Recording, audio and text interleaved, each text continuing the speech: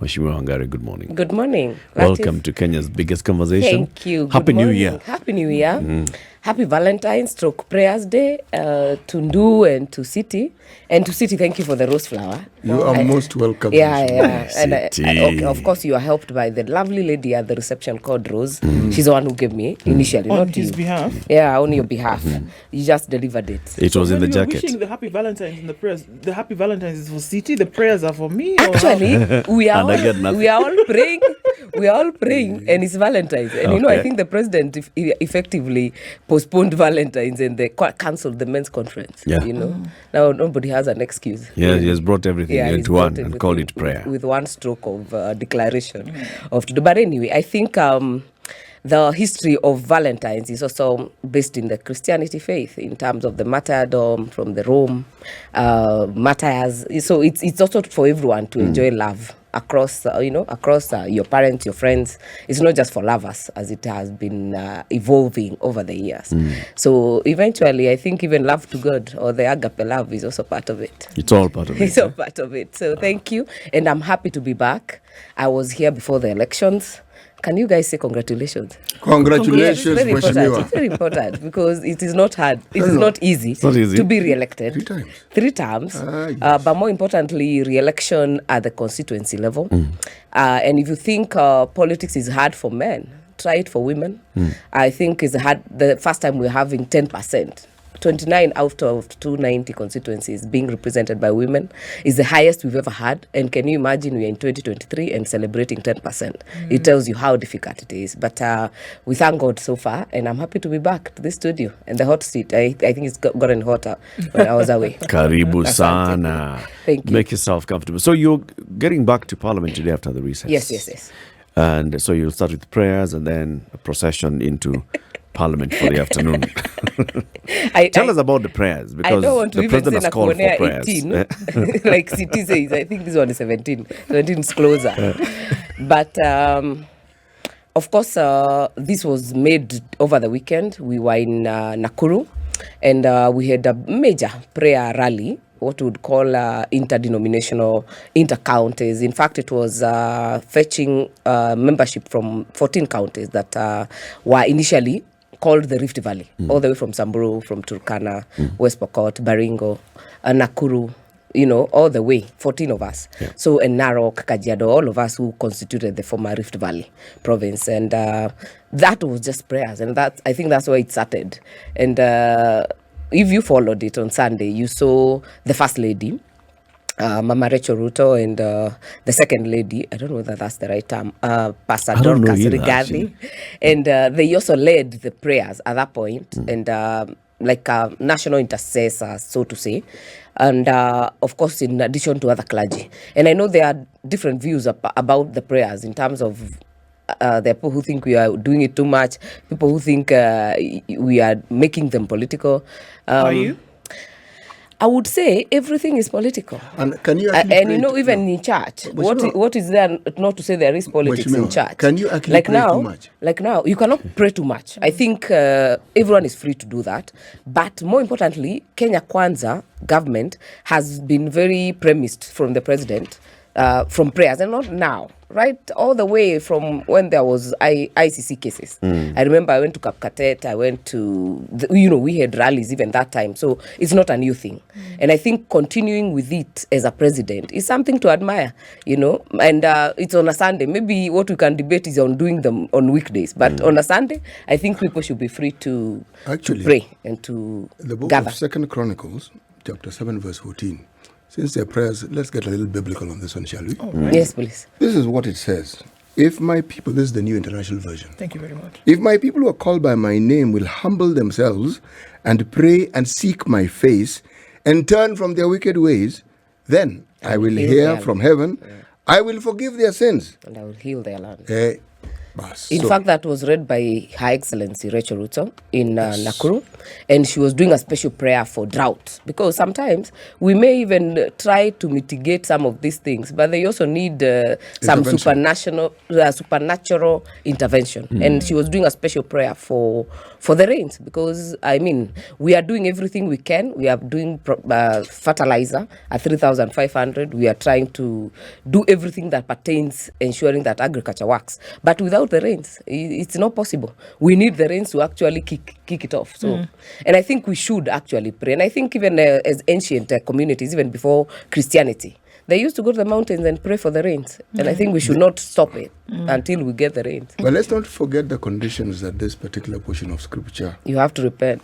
Not just repent. Seek his face, humble yourself, and turn from your wicked ways. Now, it's not the leadership, it's the country. The people. Everyone. This one is not at, let the lead. Everyone. Agreed. Agreed. The provost of the Anglican Church made a statement yesterday, Reverend Sammy Wainaina. Yeah. And he said the ongoing prayer rallies are not genuine. They're political meetings disguised as prayer meetings. He's also then gone on to say that the church, unfortunately, has been hoodwinked. Pastors and bishops are political brokers on hire by the political class. They're on their payrolls. A very sad state of the church. The salt has lost its taste and the light its brightness. So he's saying that all of this, that the country is being ensconced in, is not genuine. I think for me, and I am also Anglican, but I also think he has made very serious aspersions against leaders who are also his colleagues, really. To say someone is on someone's payroll, you have no evidence. He's just made a statement that is... we don't know whether he has evidence. No, it's okay. If you have evidence, it's good to bring it. Because even us, I know we get bashed a lot as politicians, but we have very good politicians all sometimes. The time, actually. Not all of them. But I also agree with you, CT, because, all the time.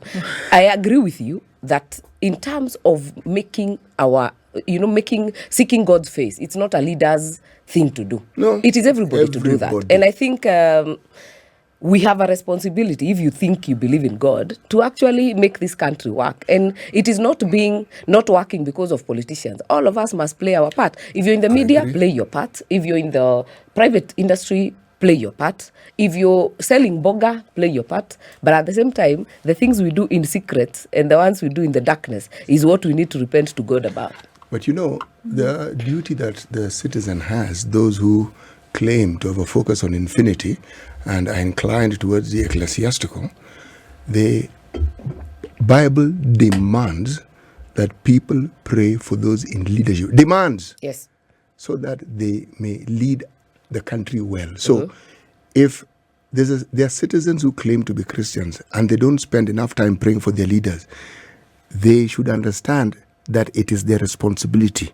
That leadership that you speak of, which you're always complaining about, it's your responsibility to pray for those very, very things so that God may set it right. I think you attended our prayer meeting. If not, you followed it online on Sunday, because that was exactly what was part of the sermon and the discussions, because it was simple to say. You cannot say that leadership is godly, but you don't agree with the people who are in leadership, and you're allowed to criticize them, but you're also you're mandated, or you're actually demanded of you from the Bible, if you're a Christian, to pray for them.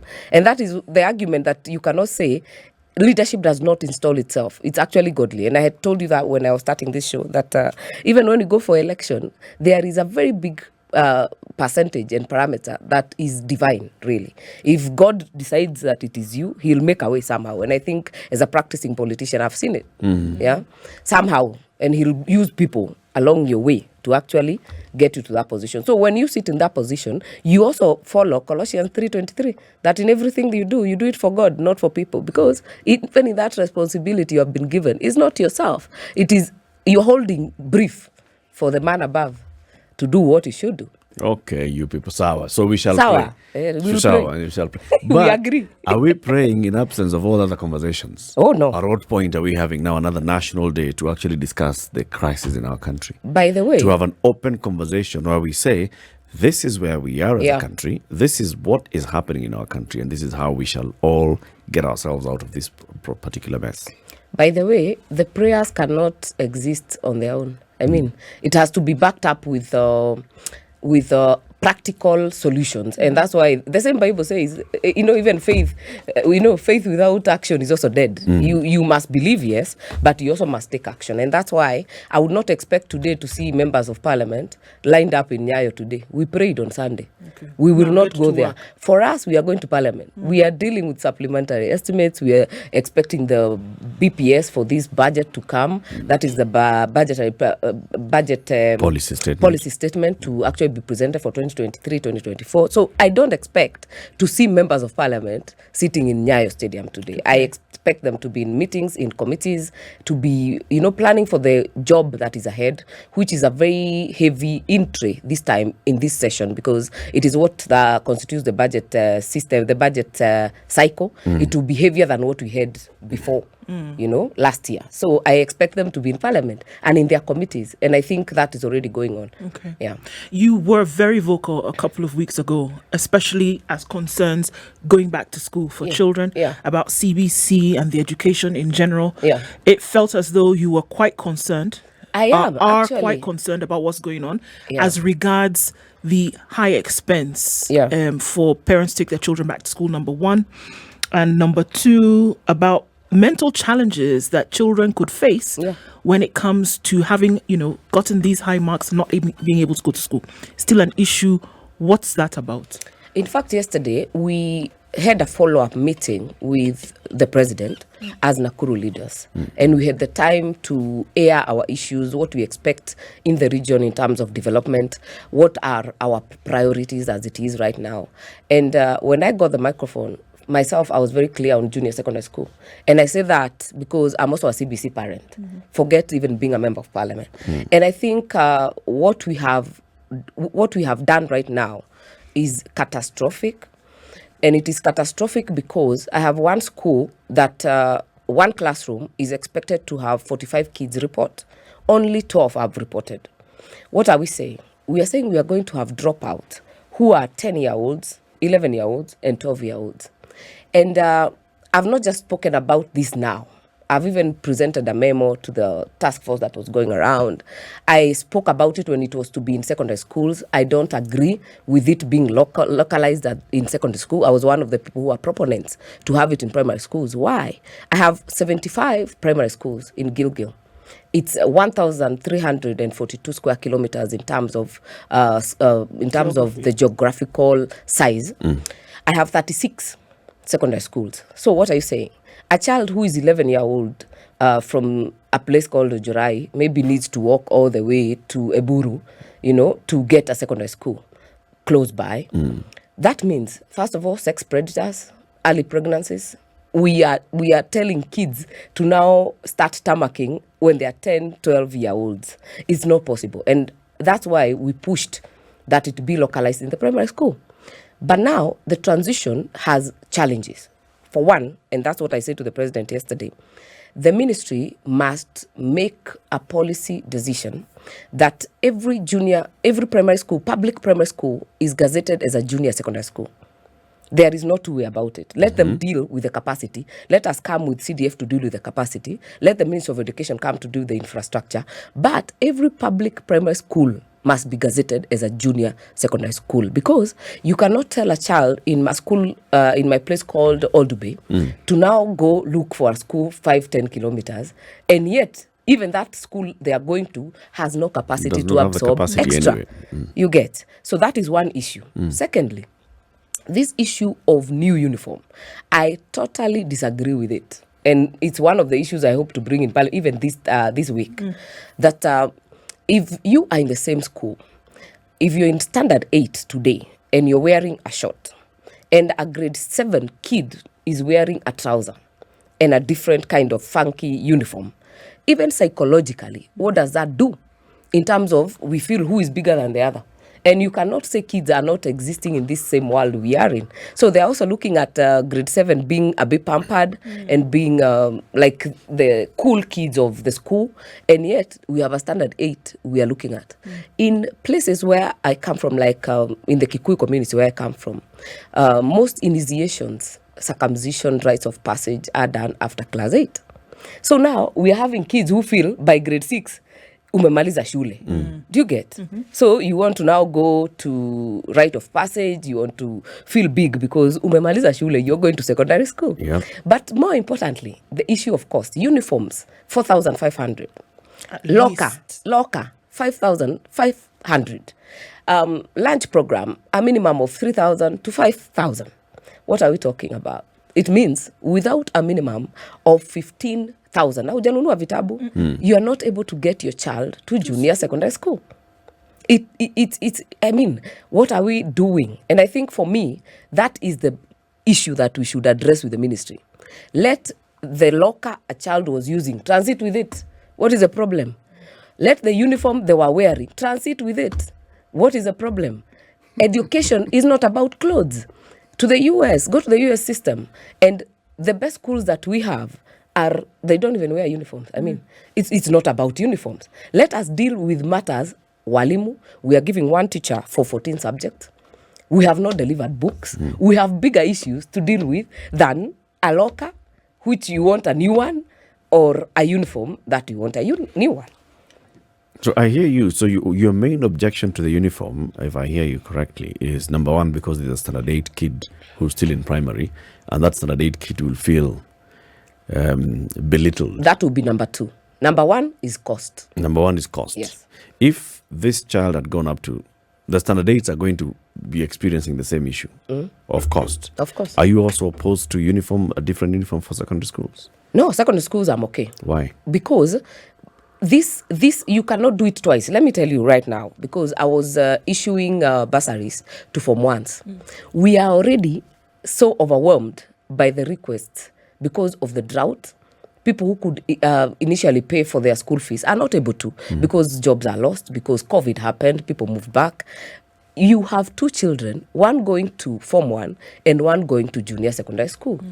We can assist the one for secondary school by giving bursaries, because we do, and then you can deal with buying a uniform. But for junior secondary schools, we are not able to give money because, first of all, we don't have it. Yeah, we have no enough resources. And then at least you have the psychological preparedness of you have a child going to 8 years, in the primary school, then you transit them to 4 years. Secondary schools are totally different, totally. And I think any person will be ready at that point, to get, and even those ones are not ready. There are so many I've had to buy uniforms myself, even from my own pocket, because even if you pay school fees using CDF, that child cannot afford the criminal, it's actually criminal to have schools charging 20,000. So there are serious Ministry of Education policy issues that we have not dealt with. And I say that because I say we have delegated legislation committee in the House. I hope that the Ministry of Education passes these regulations through the delegated legislation committee, because that is the only place we can be able to interact with them, even as a house. Otherwise, we have to get the on the floor, the plenary. I personally have drafted a motion on it. I would want it to be declared 3 issues on JSS: transit with the uniform, transit with the lockers, and transit and ensure that every school is gazetted JSS. Otherwise, we'll have the private schools going on, yet the public school kid has been left behind. Look at in fact, they should do an audit, and maybe the education committee in the House should do that. An audit in the country of how many people have reported to these junior secondary schools. What is it we are talking about? I think it is even worse than what we are having the transition to Form 1. Yeah? And my worry is the one thing up to class 8 does, not only does it give you time to prepare, but it also makes the child grow. By the time they hit 15 years, 14 years, you are in standard 8. We are now talking 10 to 12-year-olds, yeah, who are now dropouts, because the transition. You give us an example of a school which should have had 45 pupils in a joining classroom. JSS, and only 12 reported. I've also given you a school that has been told it cannot host junior secondary school. So why are these dropouts? What's the cause? Money. The cost of coming with a new uniform, the cost of buying a locker, it may look small, but right now with the drought, in my area, which is semi-arid, I can tell you raising 5,000 is almost impossible. We cannot subject our children to go to the streets. Many schools are not admitting. And you hear the CS say, I've given a directive. Yeah? So, but mambo kwa ground is different.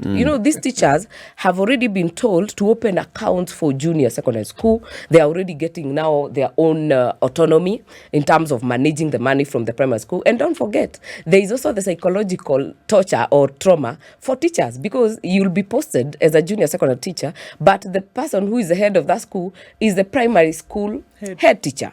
In terms of even hierarchy. And, it's messed up. But maybe it's too late to turn it back, but we have interventions that we can do at this point to ensure that the transition maybe is managed better. Mheshimiwa, this last point that you've made, in my mind, it's cosmetic in this sense.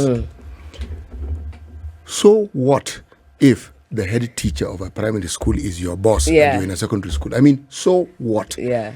Are you not all mandated to actually educate children? Totally. Is that not what you're supposed to do? I'm with you. And even the secondary schools, the day secondary schools, initially they would have no principal from TSC. So it would take time. Like if you construct, like I did in some place called Kamathada, I did a new secondary school. Even Begi, I did a new secondary school. So you'll find for some time the head teacher will be acting. So I'm with you in terms that it should not matter. No, does it? Does it matter? Yes. No, it is. It should not. It is but made, does it? It is yes. made to matter, and it's inconsequential. So now, let's say you then brought somebody of their liking who was a secondary school headmaster. Will the curriculum change?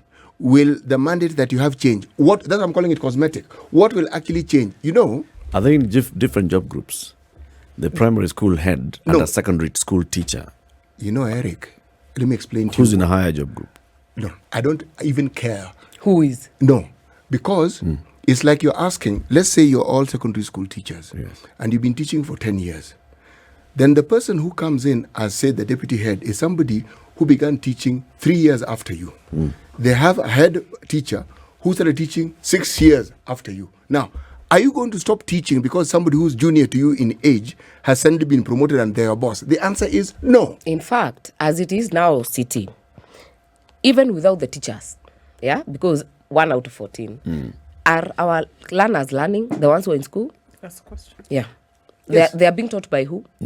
That's the question. The primary school. Let's the answer primary that question. School, let's take a break. The primary school teachers are the ones holding junior secondary schools. Yes. Because there are no other teachers. There are no teachers. This is the Situation Room, the only way to start your day. We continue the conversation with Martha Wangari, the MP for Gilgil constituency. All these things you've said a number of times. You hope that the Ministry of Education will bring regulations to Parliament through the Committee on Delegated Legislation. You hope the Committee on Education will actually be looking at this procedure and this process unfolding of transition to JSS. Yes, JSS. And see that these things are happening properly. It asks the question, where was Parliament when all these things were happening before? By the time we're getting to a place where the national conversation is, we are confused. Are we going to JSS in primary? Are we going to JSS in secondary? Are we going to have new uniform? Do we have enough teachers? Where was Parliament, the representatives of the First people? of all, it was not birthed this time with this Parliament. It was last Parliament. And I think we always voiced our issues that time. But the mathematics of that time, the dynamics of the politics that time did not work very well for us to concentrate on this transition. That is the reality, because everyone was running up to an election. I mean, even Parliament was not even concentrating at all. Even to get a quorum was a problem. But I think we have also been on the front line. Like personally, I have been. Even when the task force went round, we had even a kamukunji with the task force. We aired our issues, from the start. And I think many were also ignored, because this transition, even if you look at the teachers, even their unions spoke about these things. Not now. They spoke about them when they were starting. How many were taken up? How many were implemented? That is another story. And I think even now, we still are not late to give our views, because we are the ones who are at that point to make these decisions. And anytime I'll speak, I don't speak for me only, because we can afford to have our kids in private schools and go on with this junior secondary school. But how many out there are able to afford? Very few. So we are talking, condemning a whole population of young learners into confusion. But I think anything new, transition is never easy. So it was bound to happen and have bumps. Yeah, but how do you deal with it? It was bound not to be clear whether it's kids are transitioning to a primary school. Yeah, or to a secondary in school. fact, we have confused them. We say they are going to secondary school. They even selected schools, And then we now we cancelled tell it. them. It's back and forth. It's been So we back are in and forth. agreement that the Yeah. 12th Parliament ought to have done better. Oh, yes. But it didn't. And you know me, I don't defend. I just say the way it is, because sometimes we also need to take responsibility.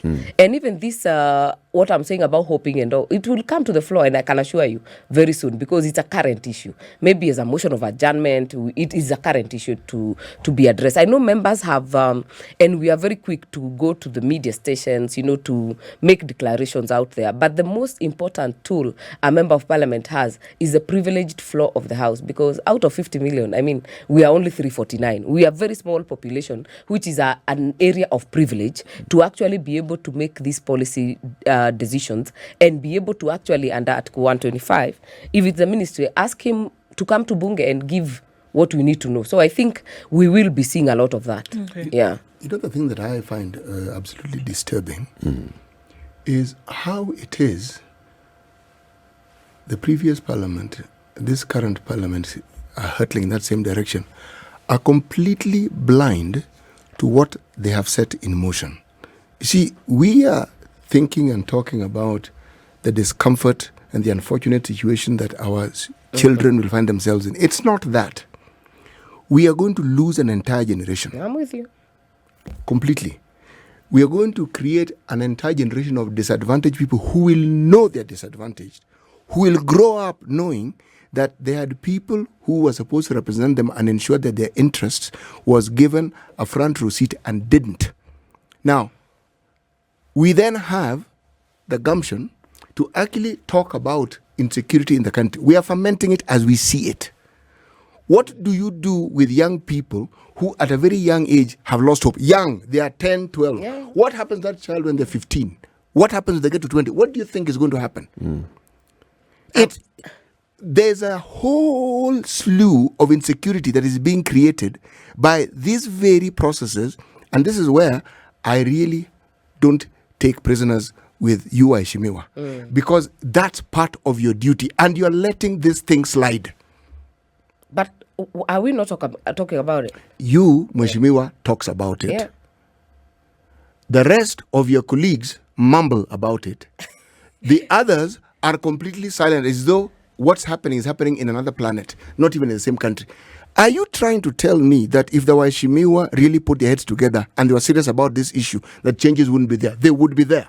In fact, City, even the issue of primary schools hosting JSS was birthed from us, because we are the ones who interact with these kids every day, by the way. We are the ones who see what people are going through. I was doing bursaries for Form 1s, and yet I had a line of junior secondary school kids requesting for bursaries. So we are the ones who interact with it. The policy move that was done to localize them and to host them in the primary schools was from Parliament. Mweshimiwa, you put the cart before the horse.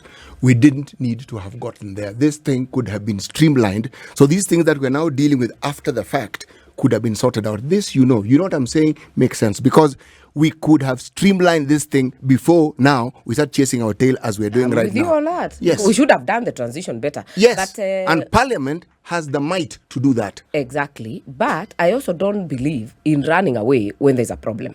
So we are in a hole. And when you're in a hole, what do you do first? You stop digging. So, stop, first of all, you don't sink further. And, it's very easy to actually just keep pointing fingers, even ourselves. It ends up becoming a circus and becoming, a ping pong. We are saying the ministry didn't do this, the president should do this, the president should appoint.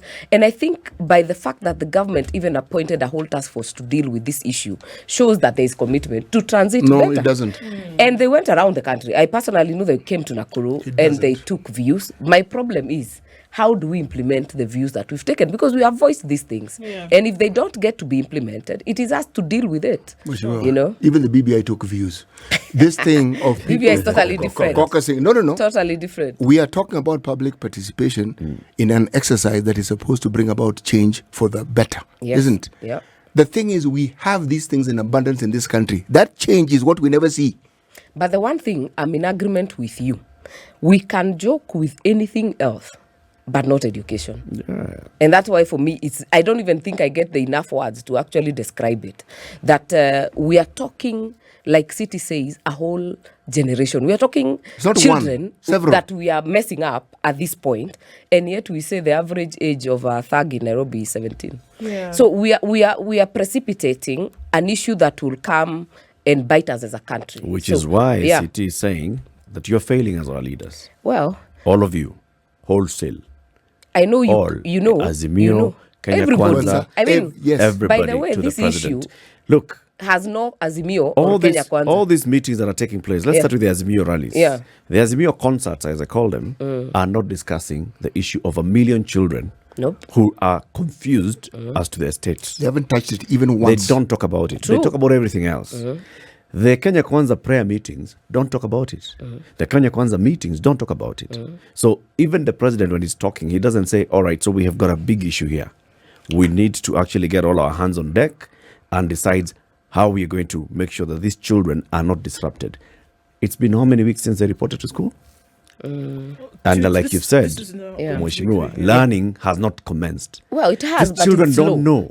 In fact, for They're, me, they're being taught the by transition is the primary school problem. teachers, Yeah, then the new secondary school teachers who have been hired, who have not been taken through the CBC, who will now come and start teaching them. It's complete confusion.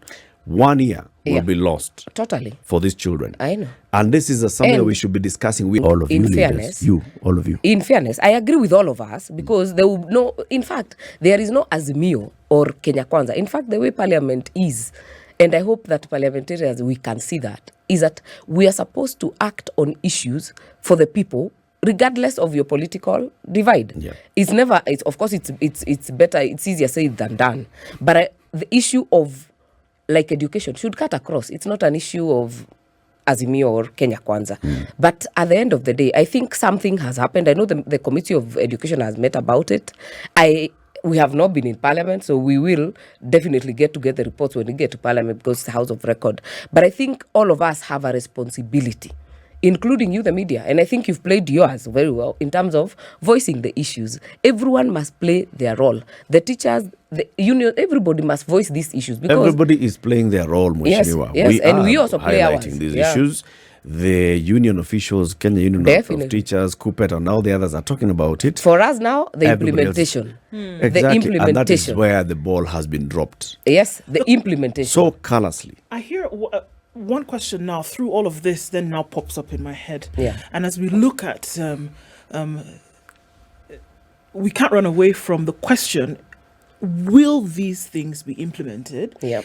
Given that there is an allegiance also on the side of many members of parliament who are on one side of the political divide to the executive. Will this allegiance cast a shadow Yeah.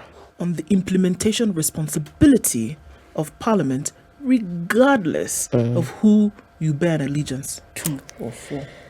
I think, some of the people who have been very critical of this transition, including myself, I am from the ruling party. But it is not expected that I'm blinded totally from the issues that are happening. And that is why I will not fear even to tell the president myself that there is a problem. As a parent and as a member of parliament, it's just wrong. And I think that is exactly what we are looking forward to, even in this session. And I hope that we can be able to regain, because it's very easy to lose it, to regain the role and the space of the legislature and know that our numbers should be used for the good of the people. If the good of the people is surpassed by the good of your political party, then you have lost it. It has to be higher, at the end of the day. Well, These we numbers, saw it and I've happen seen in it the happen. 12th Eric, Parliament. I know it's easy to just, Parliament has not done, numbers will just be numbers. But look at the issues, say, of maize. recently, last year before we closed, the people who raised the issue of the imports and the GMO debate were from Kenya Kwanza. And yet, the policy came from Kenya Kwanza. And I think even in the last parliament, the same thing happened. We rejected the finance bill because it was against the people. So it does not always mean that you will always sing to the chorus. Some things are immoral and you cannot, some people also have conscience. Some of the politicians that you see, they're not all that bad, city. In that parliament, actually, my view, the view that I hold generally about politicians cannot be called positive, no matter how you look at it.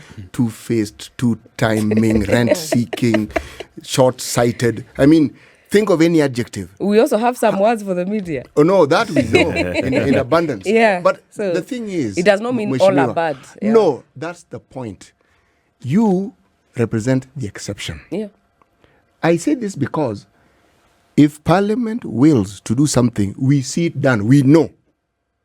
So when they are talking about something, we know they are talking about it. They have no intention whatsoever. It's the optic. It's a sound bite. Let people hear that this is what I have said. How is it that we in the media, look at our headlines. What is it that we are dealing with? Jubilee MPs going to State House. ODM MPs going to State House. That's the thing that is dominating our minds. I also want to say that even in the media, I know, City, you have your views on politicians, but I also think we do not write these headlines. They are written by the media. Okay. By the way, there's a lot of good work being done, even in the committees of parliament, that never gets to see the day, because you guys are also chasing, a man biting a dog. Not a dog biting a man. You're like, it's not news. I mean, the committees in Bunge, and I am the vice chair of the liaison committee that gets all the heads of the committees in one sitting. The work being transacted by committees in parliament, you would really have to struggle to get them inside even this newspaper. You want to see who said what can. In fact, those of us who are moderate politicians, you'll not get a lot of coverage from the media because it is not popular. People want cantankerous things to report on. They want to say you said I don't know how many times have we invited you here? What do you mean? Yes. I am here. We are the media. Yeah.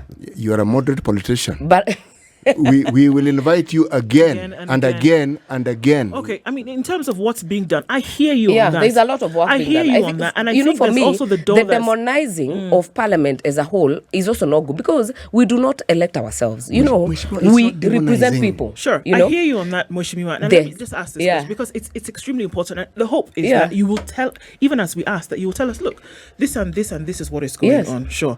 Now, a matter that is going on right now that needs some attention is the security issue. Yes. Yesterday we saw, and I'm going to ask this because it again lies right in the lap of Parliament. Yes. There was a Gazette notice, right? Yeah. Is it genuine? I'm just asking. Okay. Oh, yes. Let me ask the question before we get we can even quote chapter and verse. No, that's good. I'm just confirming because I've not seen it myself. Security I've heard issues, about it. Yeah. Right? Yeah. The release of KDF forces to the North Rift. That has not been approved by Parliament, which has to be in order for the Gazette notice to come out. Anybody today could go to court and stop that action. What is the plan? Is there a plan? Is there awareness? What's going on with that? Because it's a serious issue. We see. It is. For the army to be deployed anywhere, it is. Of course, has to go through Parliament has to procedure. give it a nod. In fact. Right. So let's first of all agree that banditry is a problem. Indeed. In fact, even on this Sunday, we spoke about it. And I think even the leaders there spoke about it. Some of them also fuel it. That is the reality. But this matter of deploying the army is not a simplistic issue.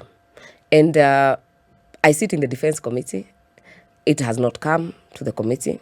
I don't know what would have killed anyone to wait until it is approved. So I'm treating this as a rumor because really I've not seen the actual Gazette notice, but it should be approved and the committee that approves is my committee. So you're saying that the only way that this could be true is that it was a rumor and not that somebody acted out of By the order? way, the army cannot go until Parliament approves it. Yeah. There's no shortcut about that. And there's a reason why Parliament was put in the middle of it. And by the way, it's not optional.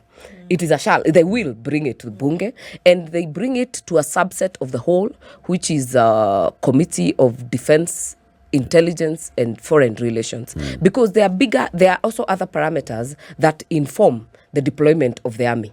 It has to have a system of how they will work to uproot this problem. But more importantly, the letter, the spirit is clear. So I'm treating it as a rumor myself because I've not seen it. But I expect it that because we have a meeting today at 10 o'clock, maybe it will be tabled in our committee. I've not seen it, but I hope it will be tabled. So otherwise, anything else will be legal. What happens to that Gazette notice that obviously... I've not seen it myself. Okay, so let's What if you find out that there's actually a Gazette that actually notice? the Gazette notice is authentic? Yeah. It will have to come to the committee.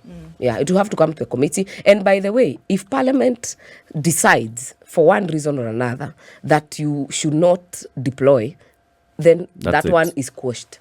It's ab initio. It's faulty from the start, because the law is clear about that. And I think I would only hope that it's a rumor and it's not true, because the CS is a former member of Parliament. And we had the issue AG the is other a former day. speaker. When we were deploying to Congo, it came to the committee, because you are not allowed to do that before bringing it to the committee. It has to be approved, and anyone, if it's done when that's not done, can be challenged. Someone can go to court about it and actually get a fair hearing about it. What would be the issues that your committee would look at? Say the government actually brought this to the committee. Yeah. What are the things that you would consider before giving a nod? We'll consider many things. One, of course, is the impact it will have, even on the locals. We have had those issues before. So we need to be assured that you're dealing with bandits and not the locals. Yeah, that is one. Secondly, not the... How do you distinguish between the bandits and the locals? No, it's a caution. I'm just saying it as a caution. We'll also consider the budgetary implication, because we are talking, austerity measures. The president is very clear in terms of reducing our borrowing and all that we are talking about. So we'll look also at the cost. What is the contingent we are sending? What is the cost of it? But at the end of the day, I think the bigger good is what we should be looking at, because in terms of terrorizing the area, we are in agreement. We have lost officers the other day. We have lost, GSU officers who are just new graduates. But I think there are also bigger issues, even as we look at the budget right now, that we need to empower our national police service. Let us not get to the point where we always use the military, because the military is meant to deal with border and our external forces. So we should not always be resorting to them. But today, as we speak, there were decisions that were made, even in terms of helicopters from the National Police that were taken to the KDF. We need to actually look at empowering the National Police Service. And the issue of empowering the National Police Service is not a matter as uniform. My God, it's not. It's not matters. I don't know why we are obsessed with uniforms, personally. So it matters, do we have armored vehicles for our policemen? We don't, because they are dealing with new emergence and new issues of IUDs. You are not able to detect where it is. That vehicle that they're using. IEDs rather, not IUDs. IEDs, Totally different. yes. I don't want to say where my mind was, but anyway. So, but my point is, the army should be the last resort. Should be the last resort in a country. We don't always get to use our military for Kerio Valley. And we know exactly what we need to do. But more importantly, we also must do and carry along the leaders. The leaders who fund and are part of it, we must not be scared to call them out. And at the end of it, and I think I was telling the women representatives of those regions the other day in Mombasa, because that case came up of banditry between Turkana, between Samburu and Baringo. And my view was, I think we need the women. In fact, I was telling them to actually take it up as the women representatives, because anytime someone is killed, it's someone's child, it's someone's husband. Yep. And when we had the late Kipchoin Grace as a member for Baringo, that thing had gone down considerably. When JB Kilimo was the MP, banditry had gone down. So I was challenging the women reps that take it as your baby, that anytime someone dies, it affects a woman in one way or another. Make it a campaign from the society level, so that we have a multi-pronged approach. Because at the end of the day, these kids that you see terrorizing the Kerio Valley are not even over 15, over 19. They're kids. They're young by children. 16, they're sharpshooters.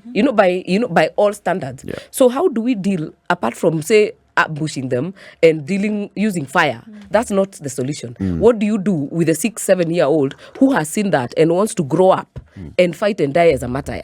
You know, so in terms of the community. So I hope we can have a multi-pronged approach to deal with that issue in the Kerio Valley. Indeed.